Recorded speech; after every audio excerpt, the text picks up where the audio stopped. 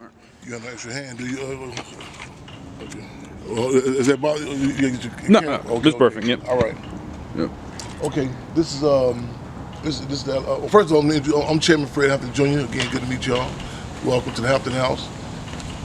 This we're actually right across the street from the actual elementary school that he attended as a child. We're about 6-7 blocks away. No, about a mile away from the high school he attended, Proviso East. Also, while we out here, we get a couple of war stories about him, about the school. One of his classmates, she tells the story. She tells the war story best. She tells about when he was about 12 years old. She was about 12 years old also. When he had seen the surrounding suburbs, Melrose Park, they had swimming pool facilities for white children that was done for black students, black children. And he had challenged it. She said he grabbed these sticks, these twigs, these cardboard, and went to go do a protest. And the police had threw tear gas out there. She said he took the live tear gas canister and threw it back in the police station. This was 12 years old. Around that age also, he to the junior NAACP from about 7 to 300 members in a 7.5-month time period. Also in this corner, you seen the movie Judas and Black Messiah? Yep. Okay. The case they gave him was the infamous ice cream truck robbery case. One of the cases that he was given. Yep. That case actually occurred right here on this corner. They say he's supposed to take $71 for ice cream and gave it to the children.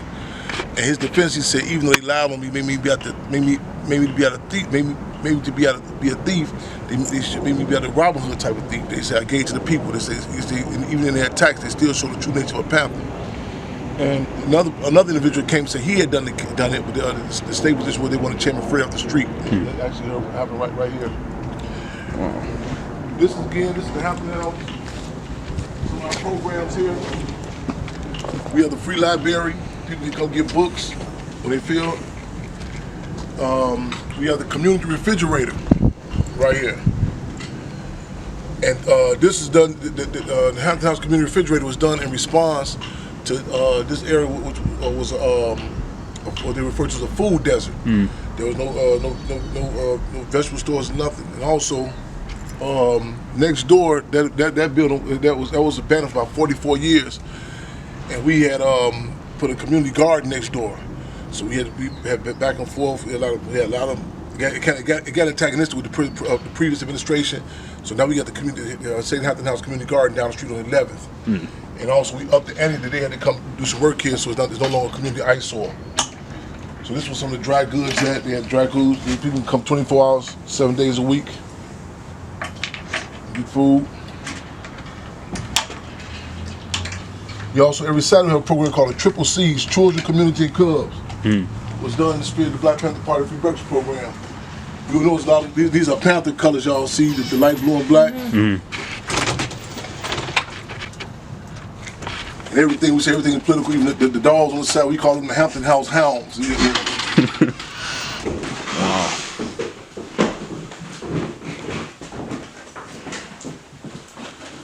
This is the house he grew up in.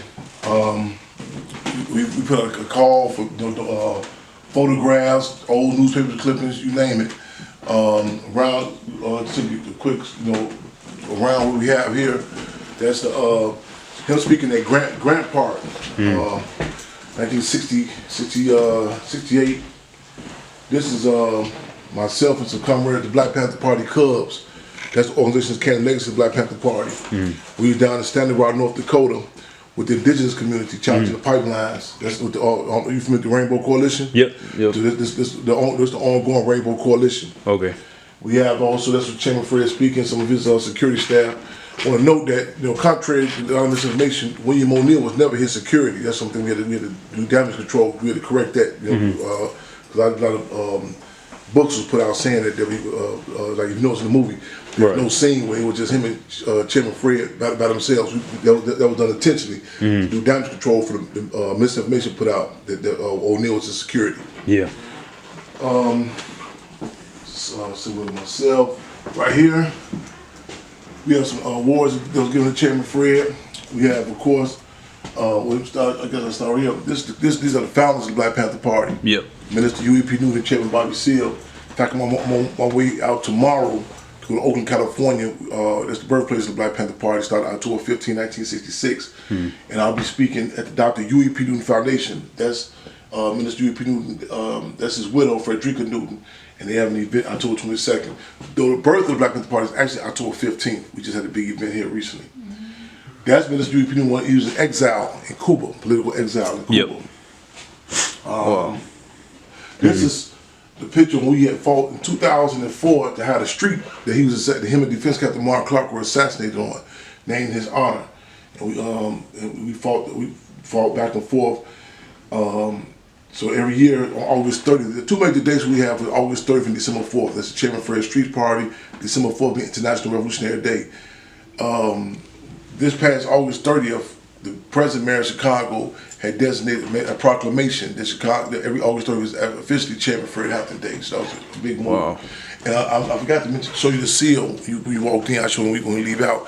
The mayor of Maywood, they placed a seal up on the house. It's a landmark. It has landmark status. That's a newspaper clipping the Chairman Fred Black Panther Party newspaper, the intercommunal newspaper. This is remember the movie? I don't know if you know the name Spurgeon Jake Winters. Sounds familiar, y'all?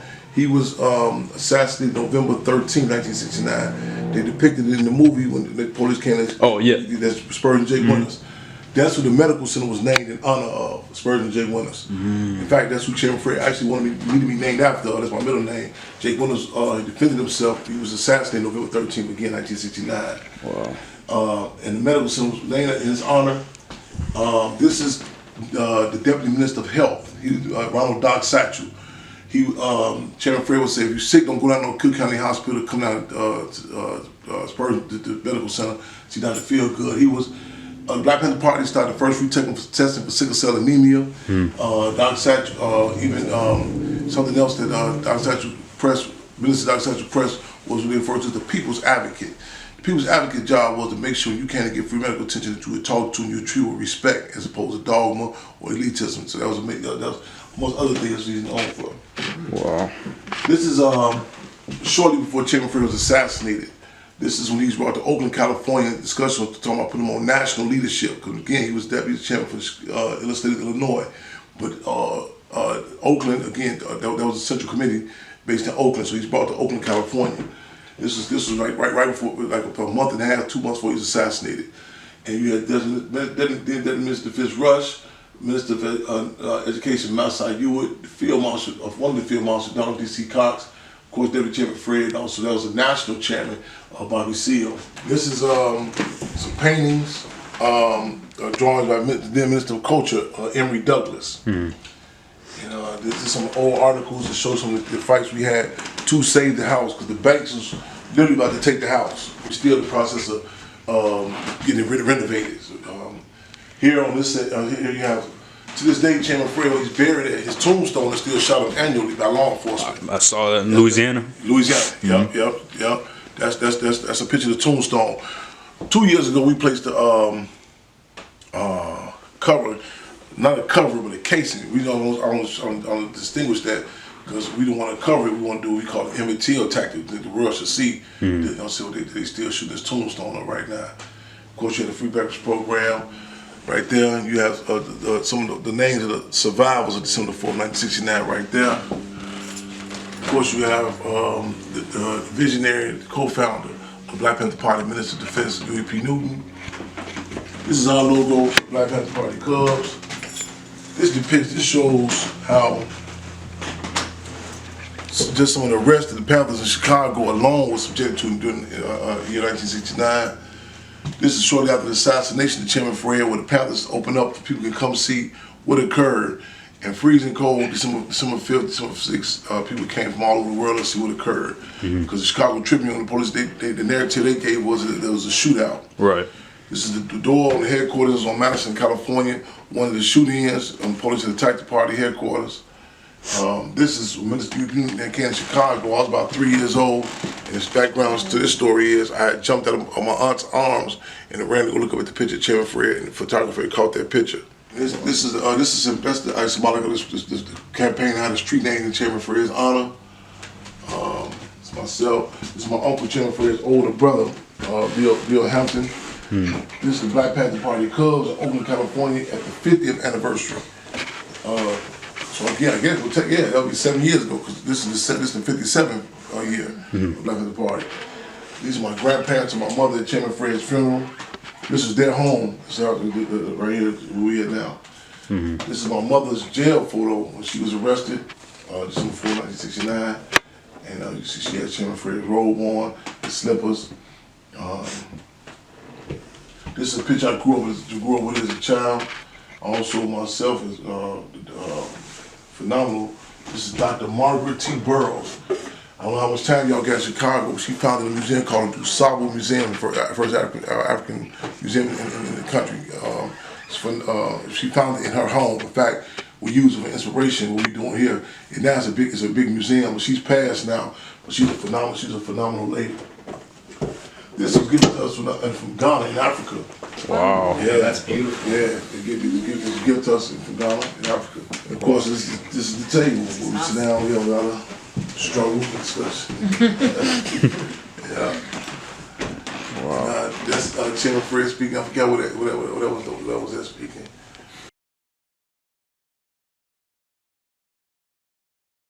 I have a couple questions, if you don't mind. So I've been doing a lot of reading, a lot of research before coming here. And how did his assassination really impact like the broader Chicago and the parties? J. Edgar Hoover, the former director of the FBI, said that the Black Panther Party represented the #1 threat to the internal security of the United States. I believe it was he or former Attorney General John Mitchell said that in 1969, the Black Panther Party had to be destroyed.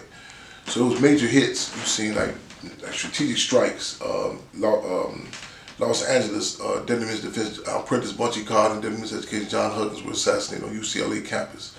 It was so it was a strategic strike with the assassinated Chairman Fred. He was out on appeal bond when he was assassinated. He was set to go back to prison, but even the movie talks about how they say they can work in the states and systems disinterest if he's going to be taken back to prison. An individual told me once the area where the party was based on was west side of Chicago. That's what it was centered at. And an individual had told me that he had been taken into custody when he was about 16, early 1969. He got out mid-1970. He said you could see that. He said he had to look at the street signs to see if it was the same location. The transport. He said the drugs had flooded the community. He said it was a whole different world. It was a major hit. And actually, you look at places where the party was at throughout the country. There was the system to salt the earth. Flood these areas with narcotics and different dynamics, but it was a major blow to not only to Chicago but to the movement in general. Major blow. Yeah. What experiences in early Chicago did kind of influence Fred's decision to become an activist? I mentioned earlier the swimming pool. He's a child, you know what I'm saying. We can go back, like even. People say, why is he buried down in Louisiana? His grandfather, my great-grandfather, who had a deep impact on him as well as myself, talking about, race relations, even as a child. He's seen that contradiction with the swimming pool, where no black children had a swimming pool facility. 12 years old, he wanted to challenge that. The high school he attended, Proviso East, I can't recall her name. She's the former wife of the former head of CEO of BET. She had ran for homecoming queen, and the school administration said there couldn't be a black lady for homecoming queen. And they gonna give it to the white lady. But he had challenged it, so they came up with some sort of concession. Would be one black, one white. So even before the Black Panther Party, it's hard to pinpoint that that transformation, that point he decided to address these contradictions. So you talk to people to this day, they still tell you, testimonies, positions he took. And so with states like Florida taking anti-black education laws in place, refusing to teach about slavery, civil rights, how do you think Chicago has done in keeping Fred Hampton's legacy well? It's a battle. Places those more intensified was in Florida, sometimes in the administration, and some periods, even in the country in general, is more blatantly stated. But the deal is, similar to like in the '60s where you had a class piece in President John F. Kennedy, but then when Nixon came out, the campaign for law and order, saying, raw was going on. You have, there's always been an attempt to obliterate or malign history, continuous attempt.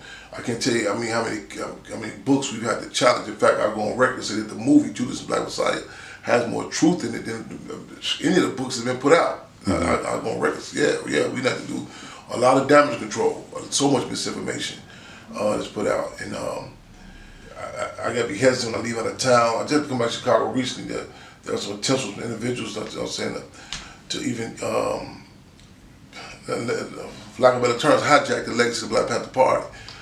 So it's a constant battle. And people have to do not only the research, they have to do critical analysis, critical thinking. Because something that you may just see as minor, just changing this date, changing this individual. It can change history. So it's and sometimes you have cases you have different periods of time, different locations. Was brought to the surface, they blatantly use terms like critical race theory and so on and so forth. But through the movies, the periodicals, the books, and sometimes it be at a straight attempt to wipe out history. Sometimes it be naivety. People say, "Well, I didn't know this," and they can pass it down. But it's detrimental all the same. So it has to be continuously, again, critical thinking, critical analysis. Right. Thank you. Thank you.